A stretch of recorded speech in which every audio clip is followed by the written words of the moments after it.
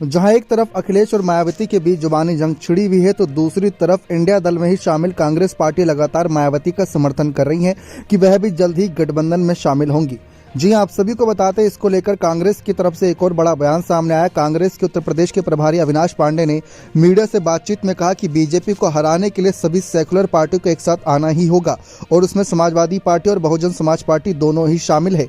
मंगलवार को इंडिया गठबंधन में शामिल यूपी की पार्टियों के बीच शुरुआती बैठक हुई।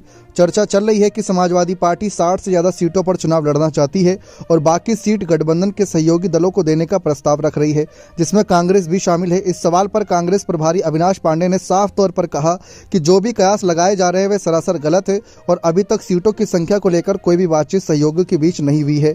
तो वहीं दूसरी तरफ कांग्रेस की तरफ से यह भी इशारा किया गया कि वह बीजेपी विरोधी सभी पार्टियों के साथ संपर्क में है और बातचीत भी लगातार चल रही है, यानी कि उनकी बातचीत मायावती की बसपा से भी हो रही है। अविनाश पांडे ने यह साफ किया कि बीजेपी के खिलाफ जीत तभी हासिल की जा सकती है जब सभी सीटों पर विपक्ष एक साझा उम्मीदवार बीजेपी के उम्मीदवार के खिलाफ उतारे, और ये जिम्मेदारी सिर्फ कांग्रेस की नहीं बल्कि विरोधी पार्टियों की भी है। कांग्रेस को अभी भी उम्मीद है कि समाजवादी पार्टी और बहुजन समाज पार्टी इंडिया गठबंधन का हिस्सा होंगे। जब अविनाश पांडे से सवाल पूछा गया कि अखिलेश यादव तो बसपा पर भरोसा करने से ही मना कर रहे हैं, तो ऐसे में क्या कांग्रेस गारंटी लेगी? इस सवाल पर कांग्रेस नेता का जवाब बड़ा रोचक था। पांडे ने कहा कि अखिलेश यादव स्वयं ही परिपक्व नेता हैं और उत्तर प्रदेश का नेतृत्व कर चुके हैं।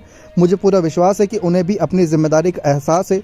अगर बीजेपी को हराना है तो सभी दलों को साथ आना पड़ेगा, फिर चाहे कितने ही मतभेद क्यों न दूर करने पड़े। मैं किसी विशेष दल का नाम नहीं ले रहा हूं।